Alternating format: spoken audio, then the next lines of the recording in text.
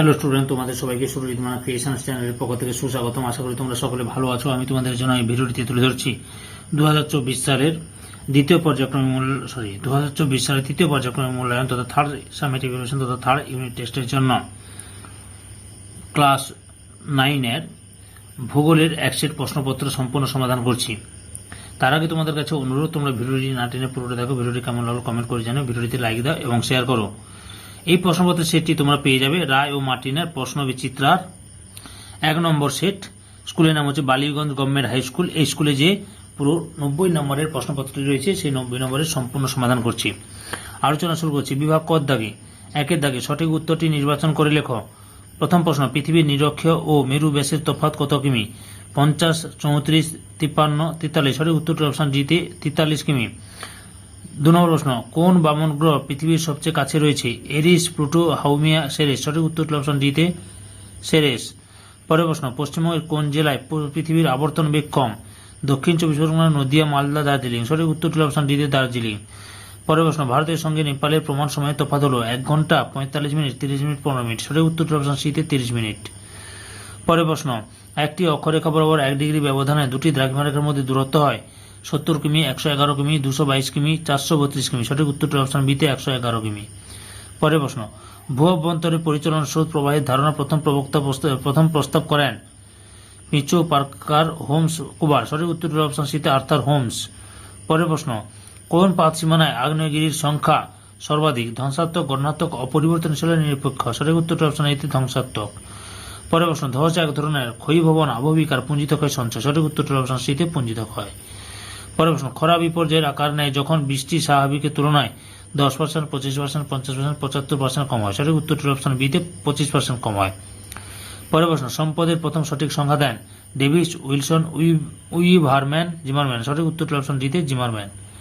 পরের প্রশ্ন, পশ্চিমবঙ্গে পাম্প স্টোরেজ জলবিদ্যুৎ কেন্দ্র রয়েছে দার্জিলিং, বাঁকুড়া, পুরুলিয়া, কালিম্পং জেলায়। সঠিক উত্তরটি অপশন সিতে পুরুলিয়া জেলায়।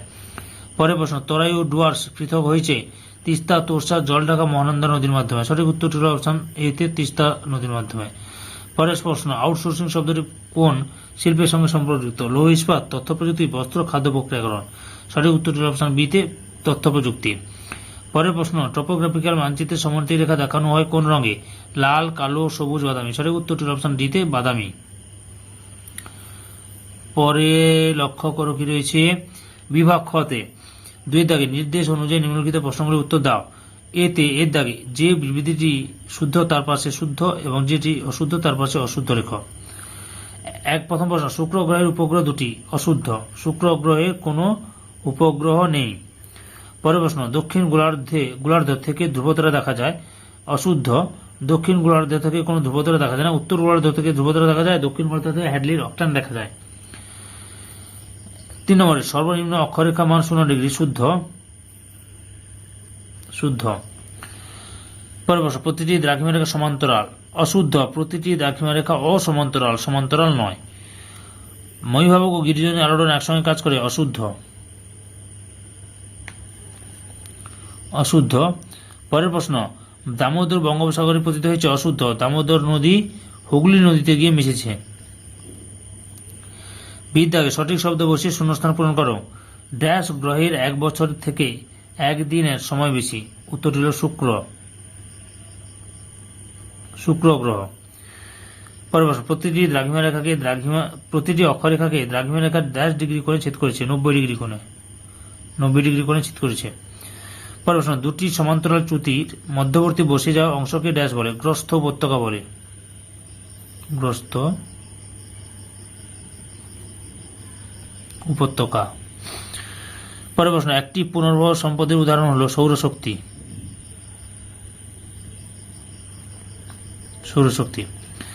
পরের প্রশ্ন, টি বোর্ডের সদর দপ্তর ড্যাশ শহরে অবস্থিত? কলকাতা। পরের প্রশ্ন, জে এল কথাটির পুরো অর্থ হল jurisdiction line. JURIS জুরিস, DICTION diction line, LINE। JURIS DICTION LINE jurisdiction line. পরের প্রশ্নটি লক্ষ্য করে কি রয়েছে? সি দেখে বামস্তম্ভ ডান স্তম্ভ মেলা। বামস্তম্ভে রয়েছে সান আন্দ্রিয়াস, ফাটল বরাবর শিলাখণ্ড খুলে আসা, ডানকুনি ভারতের উড়। ডান স্তম্ভে রয়েছে দুর্গাপুর, ডেয়ারি, নিরপেক্ষ পাতসীমানা, পিণ্ড বিসরণ। লেখো সান আন্দ্রিয়াস হচ্ছে শীতে, নিরপেক্ষ পাতসীমানা। ফাটল বরাবর শিলাখণ্ড খুলে আসাকে বলে পিণ্ড বিসরণ, ডিতে। ডানকুনিতে রয়েছে ডেয়ারি শিল্প, ভারতের উড়ো বলা হয় দুর্গাপুরকে। ডির দাগে 2-1 কথায় উত্তর দাও, বিকল্প প্রসঙ্গ লক্ষণীয়। চুনাপাথর গঠিত অঞ্চল কি নামে পরিচিত? কাস্ট অঞ্চল নামে পরিচিত। কাস্ট অঞ্চল, কাস্ট অঞ্চল নামে পরিচিত। অথবা কোন দুটি মৃত্তিকা স্তরকে একত্রে সোলাম বলে? এ ও বি উভয় স্তরকে, এ ও বি স্তরকে সোলাম বলে একত্রে। পরের প্রশ্ন, সুনামির মূল কারণ কোনটি? ভূমিকম্প। ভূমিকম্প। পরের প্রশ্ন, নেভেলি কোন ধরনের কয়লা উত্তোলনের জন্য বিখ্যাত? লিগনাইট কয়লা। ভারতের বৃহত্তম লিগনাইট কয়লা ক্ষেত্র, কয়লা খনি। দূরবীন দ্বারা কি? দূরবীন দ্বারা হচ্ছে পর্বত শৃঙ্গ, যেটা তিস্তার পশ্চিম দিকে অবস্থিত। পর্বত শৃঙ্গ, তিস্তা নদীর পশ্চিম দিকের অঞ্চলে সর্বোচ্চ শৃঙ্গ হচ্ছে দূরবীন দ্বারা। অথবা জরায়ুজ অঙ্কুরোদ্গম হয় কোন ধরনের উদ্ভিদে? ম্যানগ্রোভ বা লবণ উদ্ভিদে। ম্যানগ্রোভ বা লবণাম্বু উদ্ভিদে। পরের প্রশ্ন, কত সালে আলিপুরদুয়ার জেলা গঠিত হয়? 2014 সালে 25শে জুন। পরের প্রশ্ন, কোন দুটি নদীর মিলিত প্রবাহ হলদি? কেলেঘাই এবং কংসাবতী।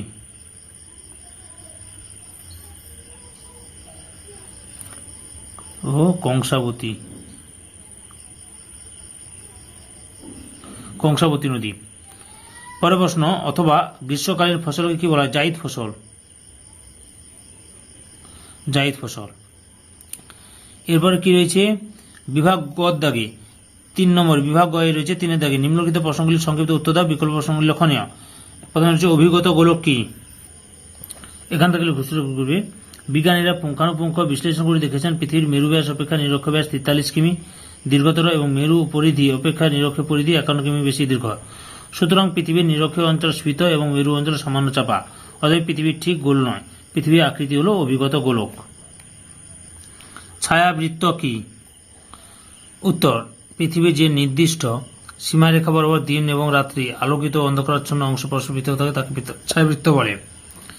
সৃষ্টি পৃথিবী গোলীয় আকৃতির জন্য ছায়াবৃত্তের সৃষ্টি হয়। প্রভাব, পৃথিবীর যদি কোনো অংশ ছায়াবৃত্তকে অতিক্রম করে আলোকিত হয় সেখানে উষা এবং প্রভাতের সৃষ্টি হয়। অন্যদিকে পৃথিবীর যে অংশ ছায়াবৃত্ত অতিক্রম করে অন্ধকারাচ্ছন্ন হয় সেখানে গোধূলি বা সন্ধ্যার সৃষ্টি হয়। পরের প্রশ্ন, নিরক্ষরেখা মহাবৃত্ত কেন? উত্তর, গোলকের পৃষ্ঠদেশে অঙ্কিত কোনো বৃত্তের কেন্দ্র এবং গোলকের কেন্দ্র যখন একই বিন্দুতে অবস্থান করে তখন তাকে মহাবৃত্ত বলা হয়। পৃথিবী পৃষ্ঠে অঙ্কিত কাল্পনিক অক্ষরেখাগুলির মধ্যে নিরক্ষরেখাকে মহাবৃত্ত বলা হয়, কারণ নিরক্ষরেখা হল অক্ষরেখাগুলির মধ্যে সবচেয়ে বড় বৃত্ত। এর চেয়ে বড় কোনো বৃত্ত ভূগোলকে আঁকা সম্ভব হয় না। পৃথিবীর কেন্দ্র ও নিরক্ষরেখার কেন্দ্র একই বিন্দুতে অবস্থান করে থাকে। মহাবৃত্ত বরাবর কোনো গোলককে ছেদ করলে দুটি সমান অংশ পাওয়া যায়। অথবা মালভূমিকে টেবিল ল্যান্ড বলা হয় কেন? উত্তর, মালভূমি হলো এমন এক বিস্তৃত উচ্চভূমি যার উপরিভাগ কিছুটা তরঙ্গায়িত বা বন্ধুর এবং চারিদিকের ঢাল বেশ খাড়া, অর্থাৎ মালভূমি দেখতে কিছুটা টেবিলের মতো। সুতরাং টেবিলের সঙ্গে মালভূমির আকৃতির মিল থাকায় একে টেবিল ল্যান্ডও বলা হয় থাকে। পর্যায়ন কি? উত্তর, চেম্বারলেন ও সলিসবেরি 2 বিজ্ঞানের প্রথম পর্যায়ন বা গ্রেডেশন শব্দটি ব্যবহার করেন। ক্ষয়, পরিবহন ও সঞ্চয় কাজের মাধ্যমে সমতল এবং বন্ধুর ভূপ্রকৃতি সমতল ভাগে পরিণত হওয়ার প্রক্রিয়াকে পর্যায়ন বলে। এক কথায় বলা যায় অবরোহণ ও আরোহণের সম্মিলিত ফল হল পর্যায়ন। এখানে একটি প্রশ্নের উত্তর ভুল বলা হয়েছে, যেমন 5-এর দাগে দেখো 2-এর 5 নম্বরের প্রশ্ন, মহিবা ও গিরিজনী আলোরা একসঙ্গে কাজ করে, এটা অশুদ্ধ না, শুদ্ধ হবে, শুদ্ধ। অনিচ্ছাকৃত ভুলের জন্য তোমাদের কাছে ক্ষমাপ্রার্থী। ওকে। অথবাতে আবহবিকার কি?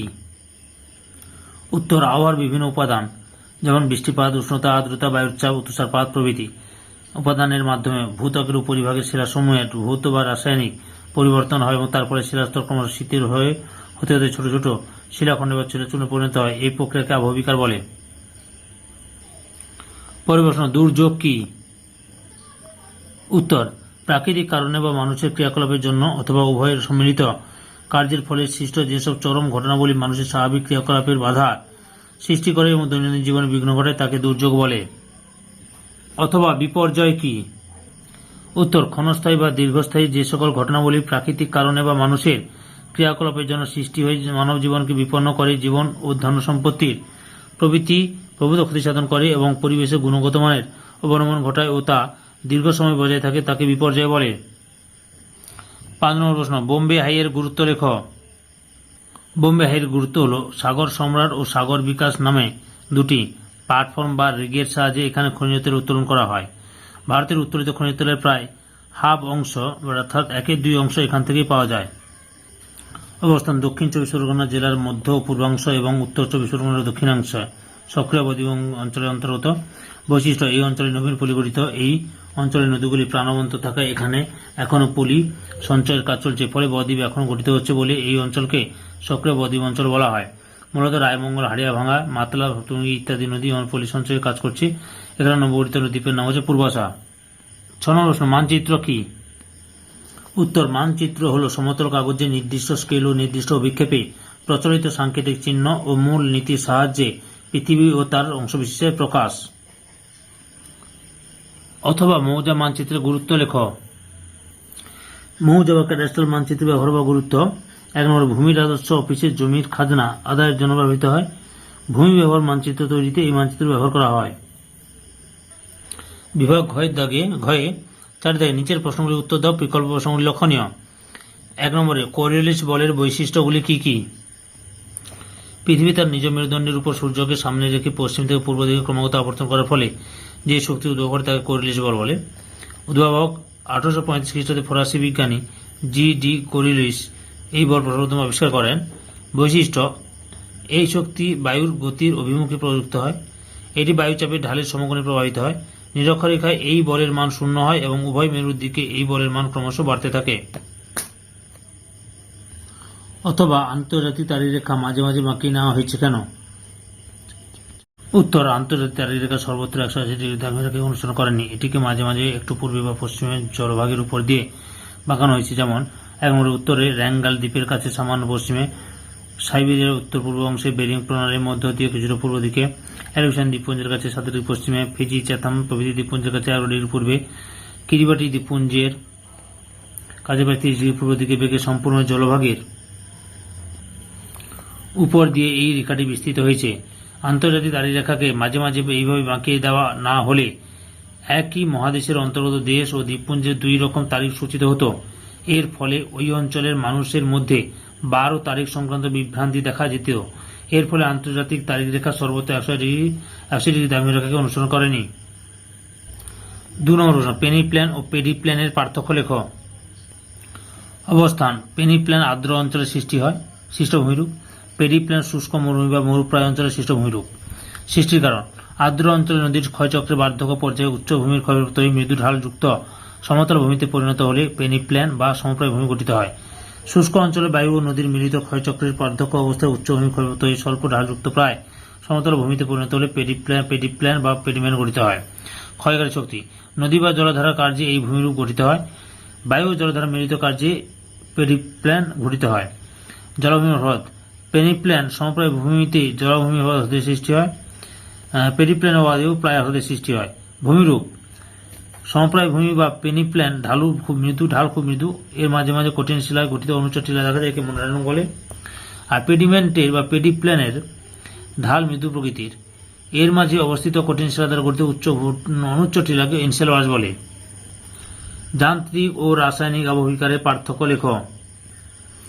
ধারণা, যান্ত্রিক আবহবিকারের মাধ্যমে শিলাসমূহ যান্ত্রিক বা ভৌত প্রক্রিয়া চূর্ণ বিচূর্ণ হয়। রাসায়নিক আবহবিকারের মাধ্যমে শিলাসমূহের খনিজ পদার্থ দ্রবীভূত, বিচ্ছিন্ন ও পরিবর্তিত হয়।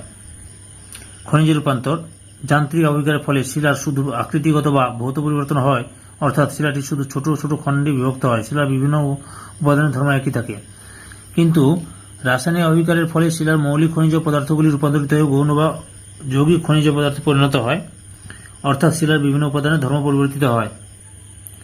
জলবায়ু: উষ্ণ মরু ও মরুপ্রায় জলবায়ু এবং শীতপ্রধান ও শুষ্ক নাতিশীতোষ্ণ জলবায়ুতে যান্ত্রিক আবিষ্কার বেশি ঘটে।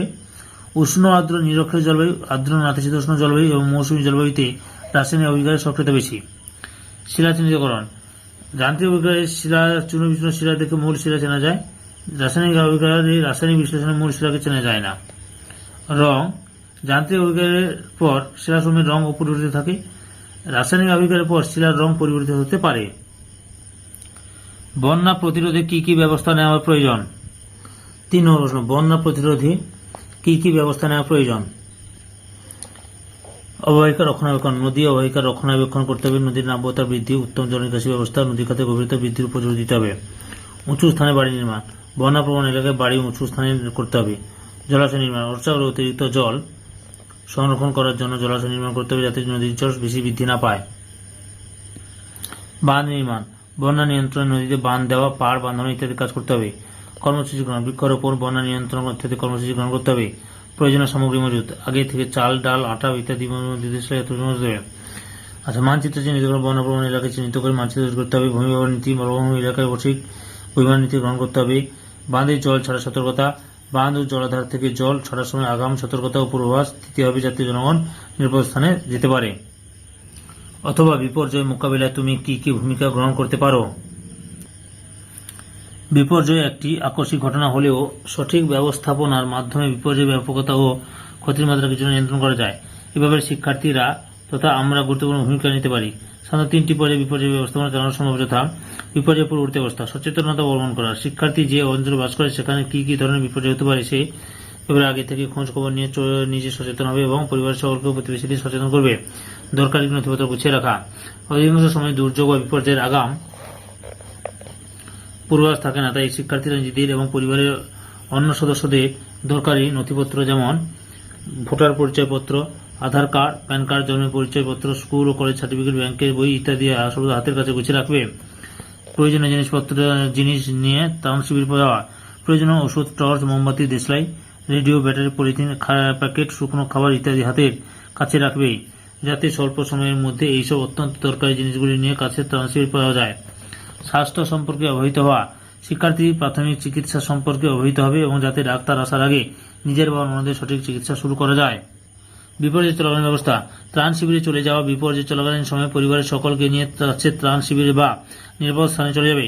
আর যদি বাড়িতে থাকতেই হয় তাহলে বিদ্যুৎ, জল, গ্যাস খুলে না রাখা। বন্যার সময় বাড়ির বৈদ্যুতিক সুইচ, জলের কল, গ্যাস সিলিন্ডার নব বন্ধ করে রাখবে। সঠিক স্থানে আশ্রয় নেওয়ার ব্যবস্থা করা। ভূমিকম্পের সময় বাড়ির সকলকে নিয়ে ফাঁকা জায়গায় চলে যাবে। আর বাড়িতে থাকলে খাট বা টেবিলের নিচে আশ্রয় নেবে। গুজবে কান দিতে না বলা: বিপর্যয়ের সময় সকলকে শান্ত করবে এবং গুজবে কান না দিতে বা গুজব না ছড়াতে বলবে। 4 নম্বর দাগে কলকাতা বন্দরের সমস্যাগুলি লেখো। 4 নম্বর প্রশ্ন, কলকাতা বন্দরের সমস্যাগুলি লেখো। কলকাতা একসময় ভারতের শ্রেষ্ঠ বন্দর হিসেবে পরিচিত ছিল, কিন্তু বর্তমানে ক্রমাগত কলকাতা বন্দরের গুরুত্ব হ্রাস পাচ্ছে। এর কারণগুলি হল ভাগীরথী হুগলি নদীর নাব্যতা হ্রাস, নিয়মিতভাবে প্রচুর পরিমাণে পলি, বালি প্রভৃতি নদীবক্ষে সঞ্চিত হওয়ার ফলে ভাগীরথী হুগলি নদীর নাব্যতা ক্রমাগত হ্রাস পাচ্ছে। ফলে বড় জাহাজগুলি কলকাতা বন্দরে প্রবেশের সময় সমস্যার মুখোমুখি হচ্ছে। হুগলি নদীর আঁকাবাঁকা গতিপথ: মোহনা থেকে কলকাতা বন্দর পর্যন্ত হুগলি নদীতে অসংখ্য বাঁক আছে, এগুলি বড় জাহাজ চলাচলের পক্ষে অসুবিধাজনক। পশ্চাৎভূমির পরিধির হ্রাস: পারাদ্বীপ, বিশাখাপত্তনম, হলদিয়া প্রভৃতি একাধিক নতুন বন্দর সৃষ্টি হওয়ার ফলে কলকাতা পশ্চাৎভূমির পরিধি অনেক হ্রাস পেয়েছে। তারপরে নদীতে বড় বড় বালুচরের অবস্থান: মোহনা থেকে কলকাতা বন্দর পর্যন্ত হুগলি নদীতে প্রায় 14 থেকে 15টি বড় বালুচর আছে। এর জন্য বিদেশি বড় বড় জাহাজগুলি কলকাতা বন্দরে আসতে পারে না। বন্দরের স্থানাভাব: বন্দরের স্থানাভাবের জন্য একসঙ্গে অনেকগুলি জাহাজ নোঙর করা যায় না এবং যেটির অভাবে বেশি পরিমাণে মাল বোঝাই বা খালাস করা যায় না। অথবা কালবৈশাখী কি? উত্তর, পশ্চিমবঙ্গে প্রবাহিত একটি স্থানীয় বায়ুপ্রবাহ হল কালবৈশাখী। মার্চ, এপ্রিল, মে মাসে পশ্চিমবঙ্গে গ্রীষ্মকাল থাকে। এই সময় স্থলভাগ ধীরে ধীরে উত্তপ্ত হতে থাকলে বায়ুর আর্দ্রতা কমে গিয়ে বায়ু হালকা হতে থাকে এবং নিম্নচাপের সৃষ্টি হয়। নিকটবর্তী সমুদ্রের শীতল ও আর্দ্র বায়ু শূন্যস্থান পূরণের জন্য প্রবল বেগে ওই নিম্নচাপ কেন্দ্রের দিকে ছুটে আসতে থাকে এবং ঝড়ের সূচনা হয়। একে কালবৈশাখী বলে। বৈশিষ্ট্য: উত্তর পশ্চিমী দিক থেকে আগত বায়ুর প্রভাবে এই ঝড় ঘূর্ণিঝড় হয় বলে কেউ নরওয়েস্টার বলে। উষ্ণতা প্রায় 10 ডিগ্রি থেকে 15 ডিগ্রি সেলসিয়াস পর্যন্ত কমে যায়। এই ঝড় ক্ষণস্থায়ী হয়, কৃষিক্ষেত্রে ক্ষতি সাধন করে। বিভাগ মতে 5-এ যে কোনো দুটি প্রশ্নের উত্তর দাও। পৃথিবীতে ঋতু পরিবর্তন কিভাবে হয় লেখো। নিউ ইয়র্কের 74 ডিগ্রি পশ্চিম থেকে দুপুর 12টায় রেডিওতে সম্প্রচারিত একটি সংবাদ কোন স্থানে রাত 10টায় শোনা গেল। স্থানটির দ্রাঘিমা কত? পরের প্রশ্ন রয়েছে ভূমির পর্বতে উৎপত্তি চিত্র ও উদাহরণ ব্যাখ্যা করো। রাসায়নিক আবেগের প্রধান প্রক্রিয়াগুলির নাম লিখে 2 প্রকার প্রক্রিয়া ব্যাখ্যা দাও। বিদ দাগে যে কোনো দুটি প্রশ্নের উত্তর দাও। পূর্ব ভারতের অধিক সংখ্যায় তাপবিদ্যুৎ কেন্দ্র গড়ে উঠেছে কেন? পশ্চিমবঙ্গ বদ্বীপে ভূ প্রাকৃতিক বৈশিষ্ট্য লেখ। পশ্চিমবঙ্গের উপকূলে জলবায়ু পার্বত্য জলবায়ু তুলনা করো। পশ্চিমবঙ্গের তথ্য প্রযুক্তি শিল্পের উন্নতির কারণ কি?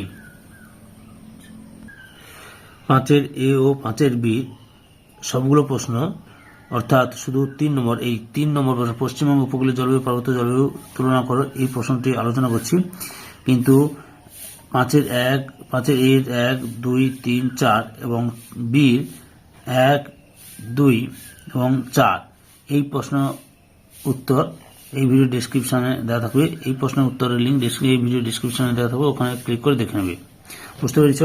5-এর 1 নম্বর প্রশ্ন, 2 নম্বর প্রশ্ন, 3 নম্বর প্রশ্ন, 4 নম্বর প্রশ্ন, বি এর 1 নম্বর, 2 নম্বর এবং 4 নম্বর প্রশ্ন, এই প্রশ্নগুলির উত্তরের লিঙ্ক এই ভিডিও ডেসক্রিপশনে দেওয়া আছে, ওখানে ক্লিক করে দেখে নেবে। আমি 3 নম্বর প্রশ্নটি আলোচনা করছি। পশ্চিমবঙ্গের উপকূলীয় জলবায়ু ও পার্বত্য জলবায়ু তুলনা করো। অবস্থান: শিলিগুড়ি মহকুমা বাদে সমগ্র দার্জিলিং, কালিম্পং ও জলপাইগুড়ি জেলার উত্তর ও উত্তর পূর্বাংশে পার্বত্য জলবায়ু লক্ষ্য করা যায়। পূর্ব মেদিনীপুরের কাঁথি মহকুমার দক্ষিণাংশে বালিয়াড়ি অঞ্চলে উপকূলীয় জলবায়ু দেখা যায়। জলের প্রকৃতি: পার্বত্য জলবায়ু শীতল প্রকৃতির, উপকূলীয় জলবায়ু সমভাবাপন্ন প্রকৃতির। গ্রীষ্মকালীন উষ্ণতা: পার্বত্য জলবায়ু গ্রীষ্মকালীন গড় উষ্ণতা 14 ডিগ্রি সেলসিয়াস 18 ডিগ্রি সেলসিয়াস। উপকূলীয় জলবায়ু ও উপকূলীয় অঞ্চলের জলবায়ুর গ্রীষ্মকালীন গড় উষ্ণতা 25 ডিগ্রি থেকে 30 ডিগ্রি সেলসিয়াস। শীতকালীন উষ্ণতা: শীতকালীন গড় উষ্ণতা 2 ডিগ্রি থেকে 8 ডিগ্রি সেলসিয়াস। শীতকালীন গড় উষ্ণতা 12 ডিগ্রি থেকে 18 ডিগ্রি সেলসিয়াস। 18 সেলসিয়াস, ঠিক আছে। বৃষ্টিপাত: বার্ষিক গড় বৃষ্টিপাত 300 সেমি, বার্ষিক গড় বৃষ্টিপাত 150 থেকে 200 সেমি। তুষারপাত: শীতকালে মাঝে মধ্যে তুষারপাত ঘটে, তুষারপাত কখনোই হয় না। কুয়াশা: বছরের বেশিরভাগ সময় কুয়াশাচ্ছন্ন থাকে, শীতকালে মাঝে মধ্যে কুয়াশা দেখা যায়। বৃষ্টিপাতের ধরন: এই অঞ্চলে শৈরতক্ষে বৃষ্টিপাত সংঘটিত হয়। এই অঞ্চল মূলত পরিচালনা ঘূর্ণিঝড় জনিত বৃষ্টিপাত লক্ষ্য করা যায়। তারপর ঘূর্ণিবাদ: এই অঞ্চলে ঘূর্ণিঝড়ের প্রভাব তেমন লক্ষ্য করা যায় না, আর এখানে ঘূর্ণিবাদ বিধ্বংসী প্রভাব লক্ষ্য করা যায়। আপেক্ষিক আর্দ্রতা: বাতাসের আপেক্ষিক আর্দ্রতা সর্বোচ্চ বেশি, এখানে বর্ষাকালে আপেক্ষিক আর্দ্রতা বেশি এবং শীতকালে কম। বিভাগ 6-এর দাগে প্রদত্ত পশ্চিমবঙ্গের রেখা মানচিত্রে নিম্নলিখিতগুলি চিহ্নিত করে নাম লেখো এবং মানচিত্রটি উত্তরপত্রের সঙ্গে জুড়ে দাও।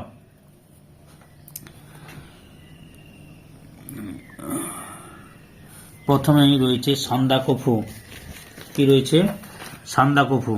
লক্ষ্য করো সান্দাকফু কোথায় হচ্ছে পশ্চিমবঙ্গে।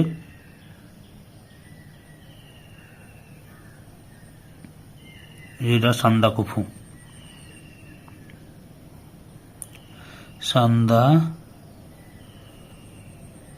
সান্দাকফু। এরপরে কি রয়েছে? পশ্চিমের মালভূমি অঞ্চল, পশ্চিমবঙ্গের পশ্চিমের মালভূমি অঞ্চল।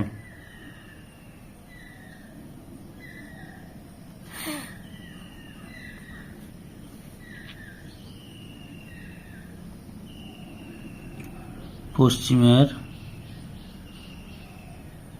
মালভূমি অঞ্চল।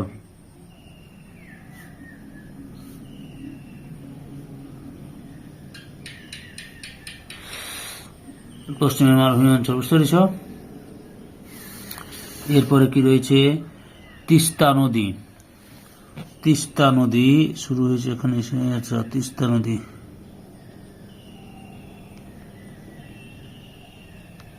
তিস্তা নদী,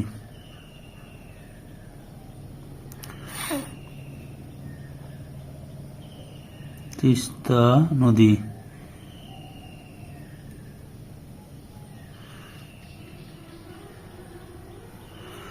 তিস্তা নদী। তারপরে রয়েছে বক্সা দুয়ার। পশ্চিমবঙ্গের সর্বাধিক বৃষ্টিপাতযুক্ত অঞ্চল বক্সা দুয়ার।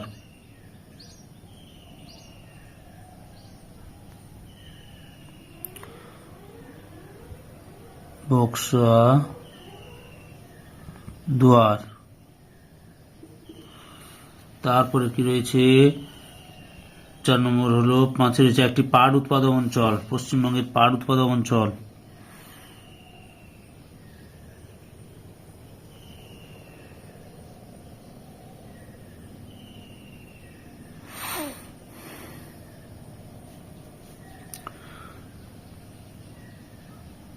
পাট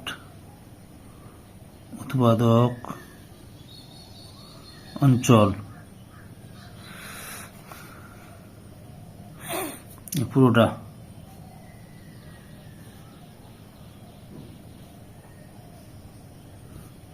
পাট উৎপাদক অঞ্চল, বুঝতে পেরেছ? এরপরে কি রয়েছে 6 নম্বরে বালুরঘাট, বালুরঘাট শহর।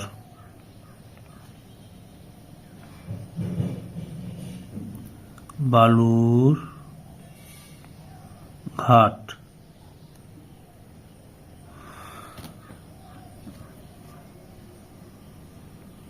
বালুরঘাট। এরপরে কি রয়েছে দেখি, 7 রয়েছে হলদিয়া বন্দর, হলদিয়া বন্দর। এই যে হলদিয়া নদী পড়ছে এখানে, হলদিয়া বন্দর।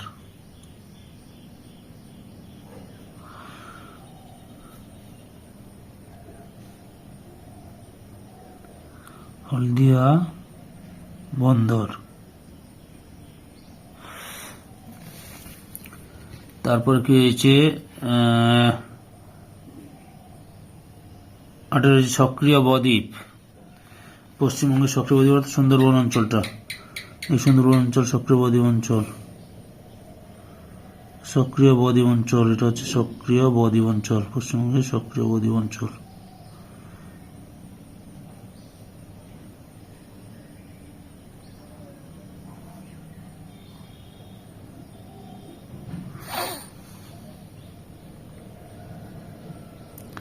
সক্রিয় বদ্বীপ অঞ্চল। সুন্দরবন অংশটা হচ্ছে সক্রিয় বদ্বীপ অঞ্চল, এই অংশটা, বুঝতে পেরেছ? 9 নম্বর তরাই অঞ্চলের মাটি। দেখো তরাই অঞ্চলের মাটি,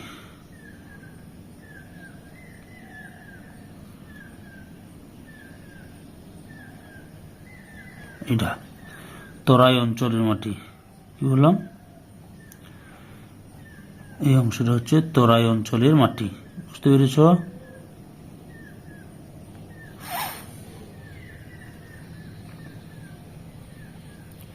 তরাই অঞ্চলের মাটি।